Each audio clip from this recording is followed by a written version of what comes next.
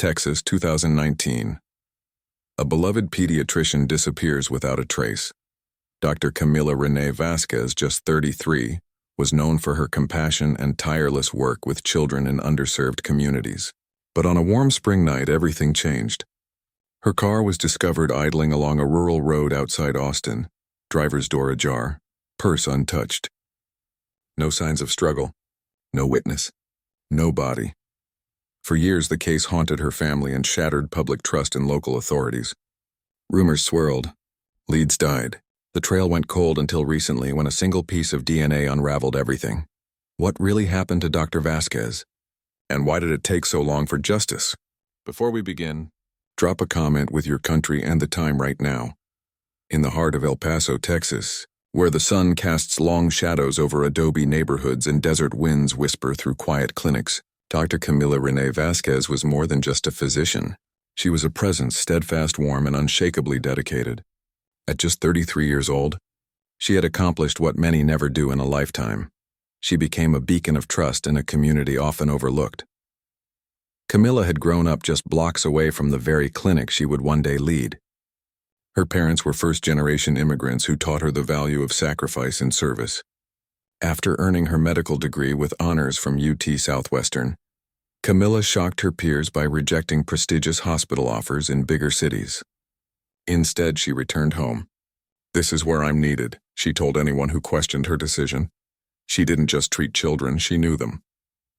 She remembered their birthdays, asked about their school plays, brought toys to her waiting room, and spoke fluent Spanish with anxious parents.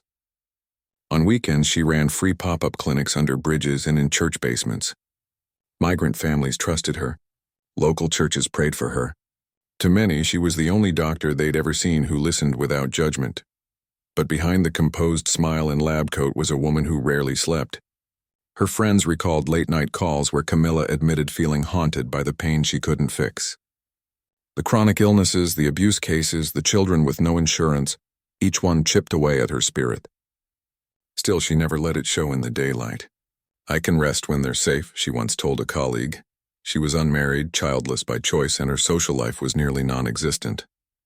Her life, by all appearances, was her work. Some whispered that she gave too much, that she carried burdens not meant for one person. But Camila didn't see it that way. Healing wasn't her job. It was her mission. Then came April 3rd, 2019. It started like any other day.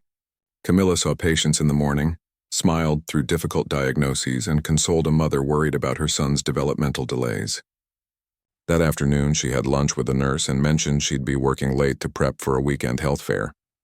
At 7:12 p.m., security footage captured Camila leaving the clinic.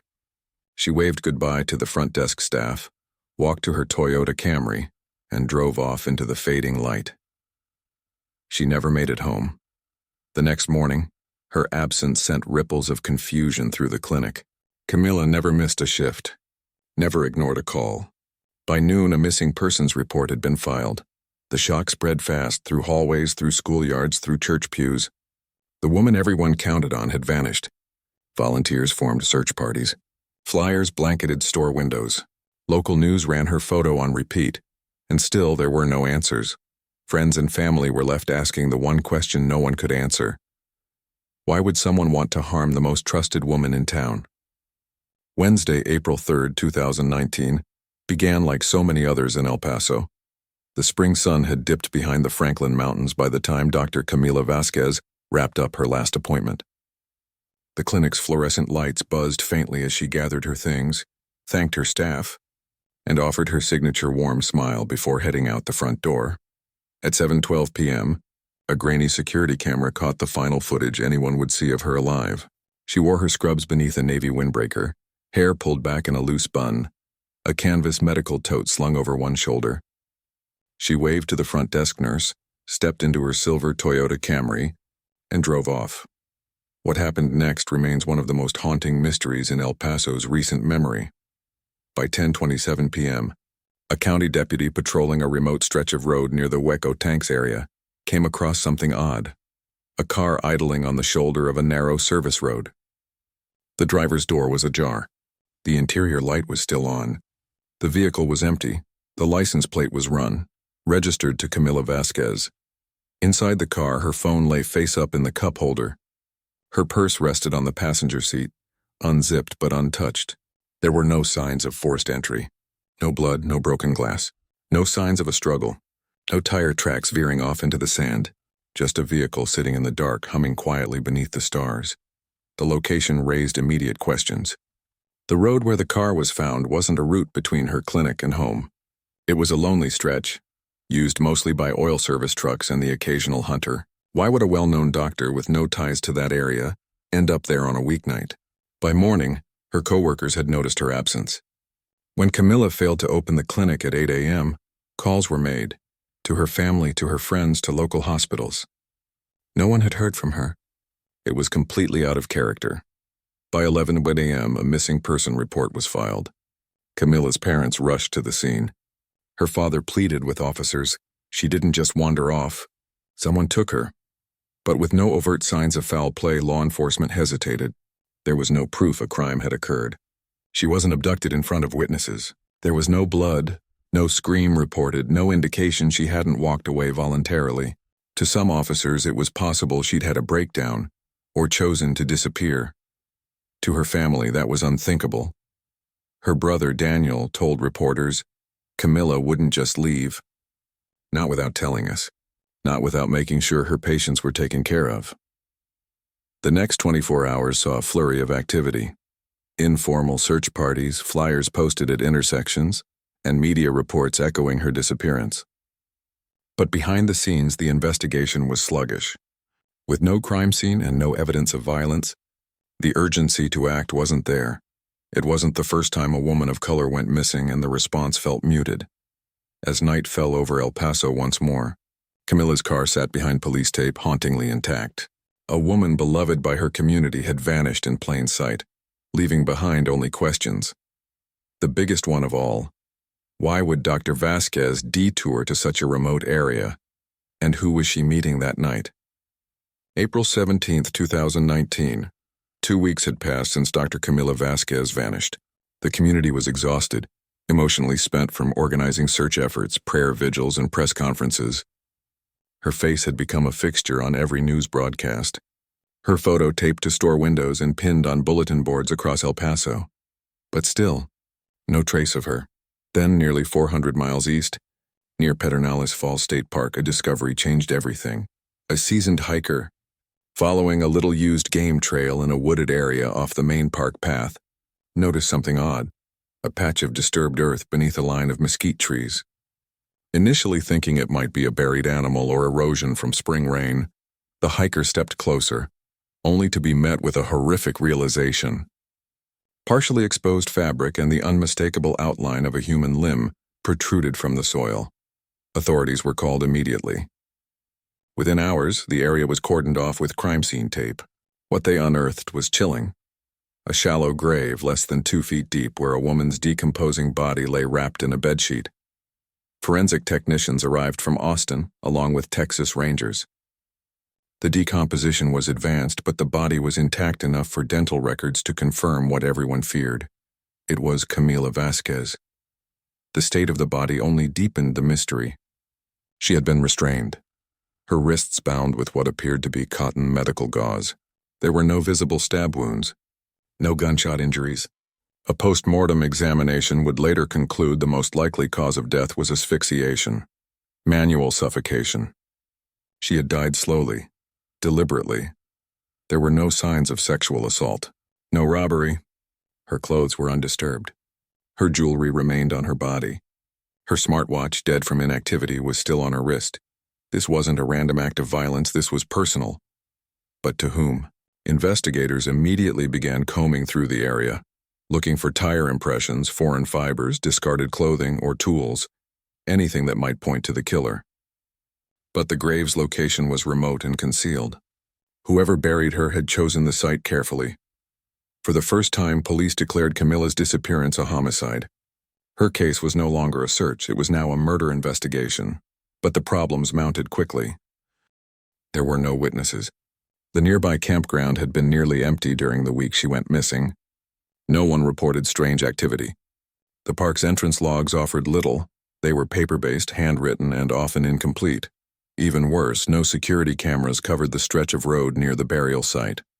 This wasn't a gas station or parking lot. It was rugged terrain, the kind of place known only to locals or those with something to hide. Detectives returned to Camila's life, searching for enemies, resentments, grudges. They interviewed patients, colleagues, ex-boyfriends, even children's parents with whom she'd had disagreements. No one stood out. Her spotless reputation became an obstacle. There was no clear motive, no history of threats, no recent romantic partners, and no financial trouble. The only clue was a soft one: the bindings, the lack of struggle, the care taken in the burial. This wasn't the work of a stranger lashing out. It felt orchestrated, familiar. Still, without physical evidence or a clear suspect, the investigation ground to a near halt, and with each passing day, Camila's name began to fade from the headlines. How could a case with so few enemies go so quickly cold? The murder of Dr. Camila Renee Vasquez should have sent shockwaves through the system. A well-known pediatrician, young, compassionate, and respected, abducted and killed in a state park, her body buried like an afterthought. It should have demanded urgency. It should have triggered alarms. Instead, it faded. In the weeks following the discovery of her body, investigators worked methodically through Camila's inner circle. Colleagues at the clinic were questioned again. None had seen anything unusual. None had noted any changes in Camila's mood or routine leading up to her disappearance. Her patients' families, especially those she worked with in marginalized communities, were cooperative and distraught. Some even brought food to the police station, hoping to support the investigation in any way they could. Romantic angles were explored. Her last known boyfriend had ended things amicably months before. He had an alibi. There were no signs of stalking, no late-night calls or suspicious messages. Her digital footprint was clean. No encrypted apps, no burner phones. Her life, like her character, was transparent and generous, almost to a fault. An anonymous tip hinted at a heated disagreement Camila had once had with a child's mother during a court-ordered health evaluation amid a bitter custody battle. Police followed up. Records showed the parent had shouted at her in a parking lot 2 years earlier. She'd moved out of state, and there was no evidence she'd had contact since. Another lead pointed to the uncle of a former patient, a man recently released from prison for a drug offense. He'd been seen lurking near the clinic weeks before Camila disappeared. Detectives tracked him down. His alibi checked out. Another dead end. As the investigation stalled, tension began to grow. Community members organized rallies. Justice for Camila signs dotted the sidewalks. But behind the scenes, hope was thinning. The momentum from the initial outcry began to wane. Days turned to weeks. Weeks to months. By late 2019, the case was quietly reassigned. The lead detective took early retirement. Evidence remained in storage, boxed and sealed. The narrative around Camila's death shifted from urgent tragedy to unsolved mystery. Local activists, already weary of institutional inaction, began to voice concerns. Was the case receiving the full attention it deserved? Would it have gone cold so quickly had the victim been white, affluent, or a man? Camila's mother, Elena, voiced her frustration publicly. In a tearful interview with Univision, she said, "My daughter gave her whole life to this community. And now, no one is answering our calls. It feels like a crime buried by silence." By the end of 2020, no new leads had emerged. No suspects were named. The forensic files remained stagnant, the case file gathering dust. Despite media coverage, social media campaigns, and local outreach, the silence around Camila's murder became deafening. The official word from the El Paso Police Department was measured. "We continue to evaluate new information as it arises." But there was no new information. The Vasquez family, once hopeful, had entered a new phase of grief, marked not just by loss, but by betrayal. Was this truly a case of stretched resources and few leads, or was something darker at play? Was it incompetence, or was someone protecting the killer? Time passed, but the wound never closed. Each passing April marked another year without answers. Each calendar flip reminded the Vasquez family not just of the loss of their daughter and sister, but of the silence that followed. And yet they refused to let her name disappear. In 2020, Camila's sister Isabel began a digital campaign called Justice for Camila, posting photos, updates, and memories on Instagram and Twitter. What began as a small tribute slowly gained traction. Strangers from across Texas shared the hashtag. Parents whose children had been treated by Camila posted stories about her kindness. Some wrote of how she'd bought medications out of her own pocket. Others remembered how she stayed late just to listen. At her former clinic, co-workers commissioned a mural, a larger-than-life painting of Camila in scrubs, holding a child's hand beneath the caption, "A doctor's heart never stops beating." It became a quiet pilgrimage site. Flowers appeared at its base. Letters were left behind in plastic sleeves. Someone even taped a stethoscope to the wall. But behind the public strength, the Vasquez family was crumbling in private. Her mother, Elena, who once organized every vigil and called every reporter, began missing church. She stopped answering calls. Her health began to deteriorate. High blood pressure, anxiety, then a minor stroke in early 2021. Camila's father, Luis, once a gentle and soft-spoken man, grew angry. He wrote to state representatives, filed complaints against the local police, and accused them publicly of letting his daughter's killer walk free with impunity. The bitterness aged him quickly. Her youngest brother, Daniel, couldn't handle the weight. A sophomore at UT Austin when Camila disappeared, he dropped out in 2020.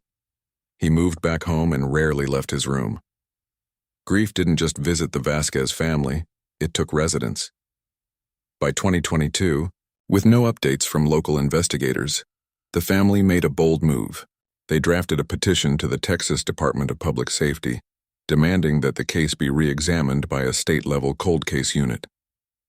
They included signatures from thousands of community members and letters of support from former patients, church leaders, and local organizations. To their surprise, the plea was heard. In September 2022, the Texas Cold Case and Missing Persons Division officially took over the investigation. 2 state investigators traveled to El Paso to collect the case files. Everything was reopened: interview transcripts, forensics, vehicle analysis, and lab reports. New eyes, new technology, and then they found something. Buried in the original evidence box from Camila's vehicle was a small plastic bag, barely labeled. Inside, a single torn piece of white fabric, a thread really, roughly 4 inches long. It had been bagged from the driver's seat edge of Camila's Camry. At the time, it was dismissed as irrelevant. No blood, no visible connection to the crime. Likely just a piece of her own clothing, but technology had evolved.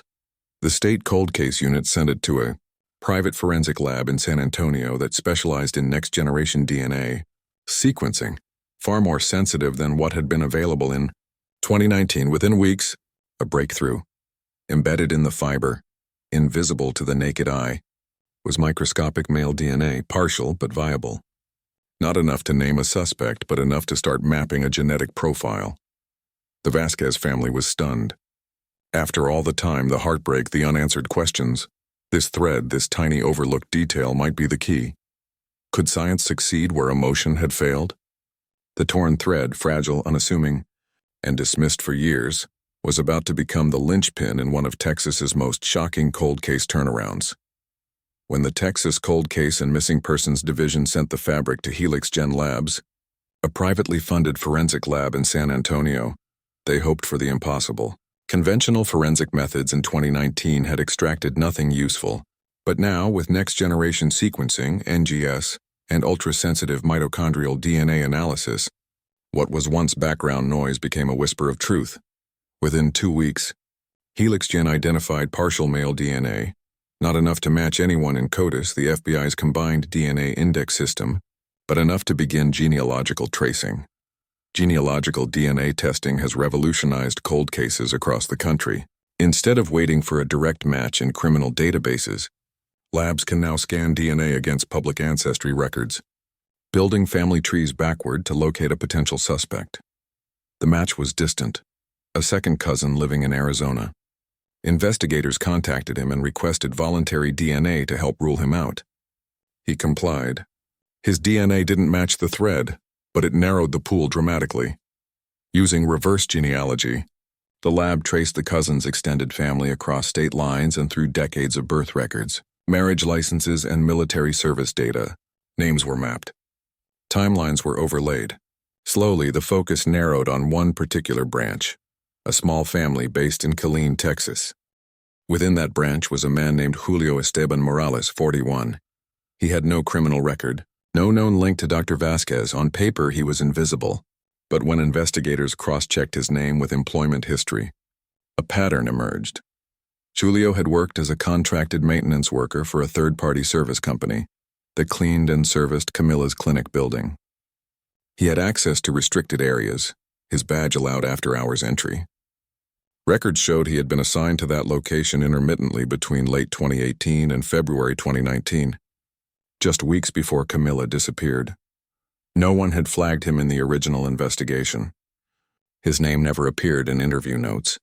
He wasn't listed as clinic staff and had quietly stopped working the contract shortly before her death. Digging deeper, detectives reviewed surveillance logs and keycard swipes from archived security data. The logs showed something unusual. Julio's card had been used twice after hours on days when maintenance wasn't scheduled. One of those entries aligned with a day Camila had stayed late preparing for a mobile clinic. That detail alone wasn't enough to prove anything, but it proved one thing. He knew her schedule. Investigators obtained a warrant for Julio's DNA. A plainclothes officer approached him outside his home and collected a discarded coffee cup from his trash. The sample was rushed to HelixGen. The results confirmed it. The DNA on the thread matched Julio Morales. Still, the case was fragile. The match was partial and circumstantial.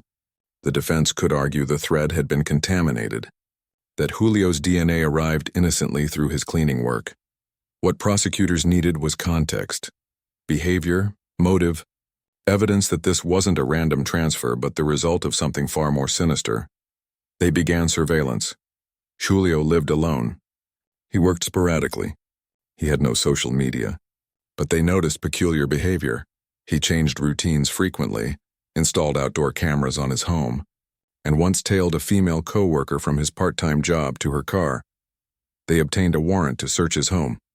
Inside, they found more than they expected. A collection of handwritten journals, obsessively cataloging his interactions with people who think they're better than me.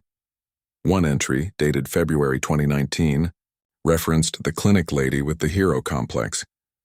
But the question remained, was he alone in this?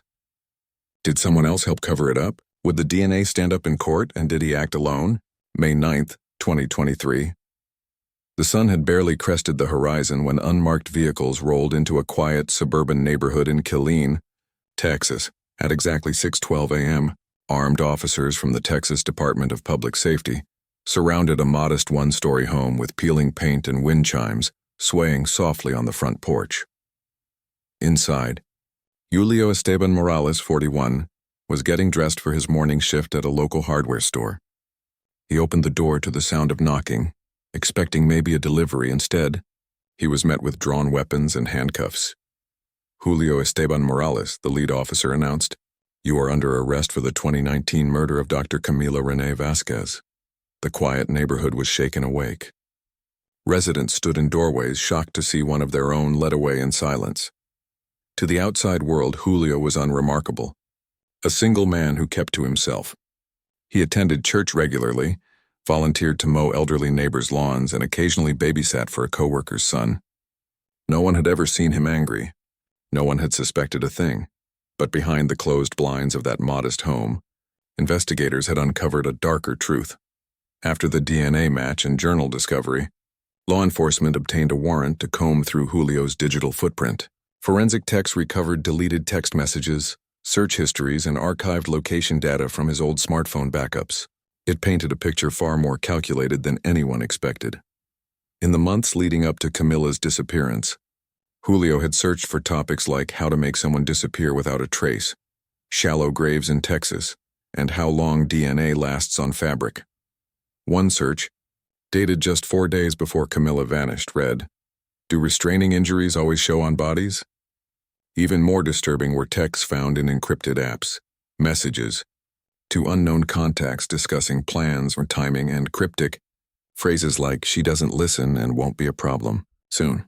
Investigators also reviewed traffic, surveillance data, and phone GPS logs, placing Julio within 5 miles of Pedernales Falls State Park on the night of April 3, 2019. The route taken had avoided all toll roads and major highways, an intentional detour suggesting premeditation.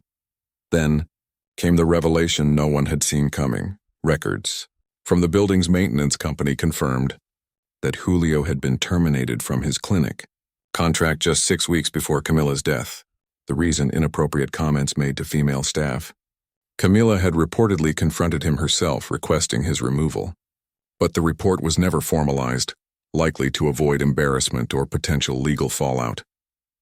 The termination had left no official record. No one had connected the dots. Not until now. When word of Julio's arrest reached El Paso, the community was in disbelief.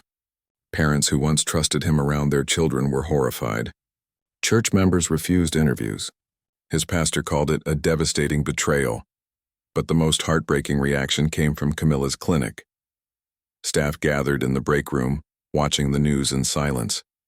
Some cried. Others stood in numb disbelief. The idea that a man who had walked the same halls, passed by children in waiting rooms and lingered in the background of Camila's mission, could be the very one who took her life. It shattered any remaining sense of security.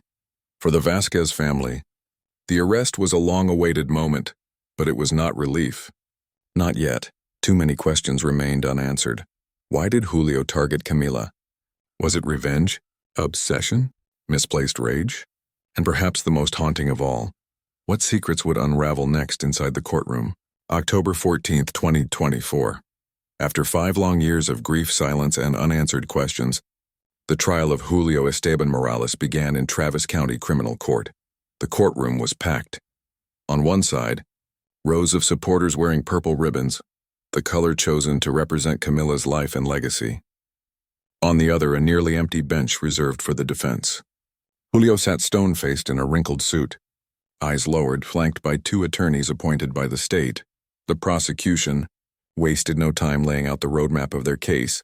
They began with the DNA evidence, the microscopic trace found embedded in a torn thread in Camila's car. A forensic expert from Helix Gen Labs walked the jury through the genealogical profile, explaining how modern science had achieved what early investigations failed to do: identify Julio through a distant cousin and confirm the match with his discarded coffee cup. Next came the digital timeline, painstakingly reconstructed using location metadata, cloud backups, and app usage. Julio's phone had pinged towers along a desolate route from Killeen to Pedernales Falls on the very night Camila vanished. His GPS trail vanished at 9:42 p.m., exactly where her car was later found. A 2-hour gap followed. Then a return route that avoided cameras and tolls. The prosecution's strongest emotional blows came from witnesses. Former clinic employees recalled Julio's behavior in 2018 and early 2019. One nurse testified that Camila had once walked her to her car after Julio stared at her during a night shift. Another recounted the meeting where Camila had insisted he be removed from the maintenance contract following inappropriate comments and unexplained loitering near staff areas. A clinic administrator confirmed the decision to quietly terminate Julio's access to the building. The motive became clearer. A fragile man humiliated by rejection, obsessed with a woman who saw through him. Prosecutors described a spiraling descent from fixation to revenge. The defense tried to cast doubt. They argued that Julio's DNA could have been transferred innocently through shared spaces, that GPS data could be misinterpreted, and that the journal entries were the ramblings of a socially isolated man, not proof of intent. They painted him as misunderstood, a loner, a man abandoned by society, scapegoated for a tragedy he didn't commit. But the evidence held. The jury deliberated for 6 hours. On November 3, 2024, the verdict was read: guilty of first-degree murder. Life in prison without the possibility of parole. Camila's family sat in the front row, hands clasped, trembling. When the verdict was announced, her mother sobbed audibly. Isabel wept into her hands. Daniel sat frozen, eyes locked on Julio, as if seeing him for the first time as the monster he truly was.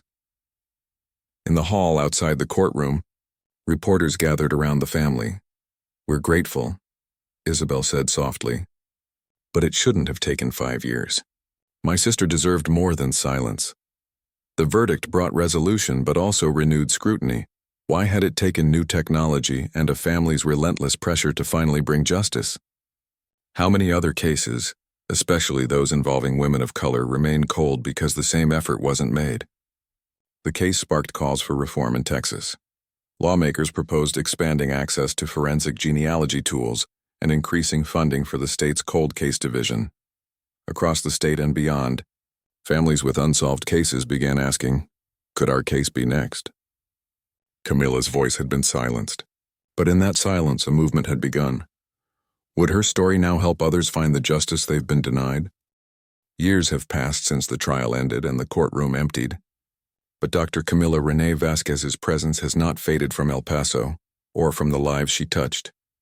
In the city where she was born and raised, her legacy lives in more than memory. It lives in the hands of the children she once treated, now teenagers and college-bound. It lives in the hallways of the clinic where she gave everything, and it lives in a scholarship bearing her name, the Dr. Camila R. Vasquez Memorial Fellowship. Created just months after the trial, the scholarship supports aspiring pediatricians from underserved backgrounds, offering them full tuition at the University of Texas Medical System. Each year, one recipient is selected not only for academic excellence, but for a demonstrated commitment to community care, just as Camila had exemplified. Her clinic, once a small 2-room operation, has since doubled in size. With community grants and donations that poured in after her story aired nationally, the clinic now includes a counseling center, mobile outreach vans, and bilingual health education services. A plaque at the entrance reads, "This building stands because one woman believed it should," but Camila's impact reaches even further. After her murder case prompted outrage over delays and forensic backlogs, Texas legislators passed new laws in 2025 to increase funding for cold case units statewide. The Camila Vasquez Forensic Access Act now ensures local departments have access to next-gen DNA testing and genealogical databases once reserved for federal or high-profile investigations. Her parents, once private and reclusive in their grief, have found new purpose. Elena and Luis Vasquez now travel across the country, speaking at conferences for law enforcement reform, victim advocacy, and Latino representation in criminal justice. She was a healer in life, Elena says during each appearance. Now she heals in other ways, by pushing the system to be better. Her younger brother Daniel returned to school in 2025 to study criminal justice. He now works with the state's Missing Persons Division, helping families navigate the bureaucracy that nearly buried his sister's case. And Isabel, Camila's sister, has become a quiet force for change. She leads Voices Unfound, a nonprofit dedicated to supporting families of missing persons, particularly those from communities historically ignored or underserved by the system. Through legal aid, mental health support, and public awareness campaigns, Isabel helps keep other victims' stories alive. Every April, the anniversary of Camila's disappearance is marked with a candlelight vigil at Pedernales Falls State Park, near the place where her body was found. But the tone is no longer only one of mourning. It's one of remembrance and movement. Doctors, patients, lawmakers, and children gather not to relive her death, but to celebrate her life. Even strangers who never knew Camila carry her legacy forward. One young woman, now a first-year medical student and recipient of the Vasquez Fellowship, said it best during a speech. "I never met Dr. Camila Vasquez, but I know her. She saved lives, gave without expecting, and kept showing up. Because of her, I'm standing here today, and because of her, I will keep showing up too. Justice came late, but it came. And with it, a message that continues to echo beyond the courtroom, beyond the grave. One life lived with purpose can outlive violence, injustice, and even death. Camila Renee Vasquez is more than a cold case. She is a legacy." The story of Dr. Camila Renee Vasquez is a haunting testament to what is lost when justice is delayed, but also what can be reclaimed when a community refuses to let go. She was more than a victim. She was a healer, a protector, and a light in the lives of so many who had little else. Her hands soothed fevers, her voice comforted anxious parents, and her presence gave hope to families often left behind. In her short 33 years, she accomplished what many never do. She made the world measurably better.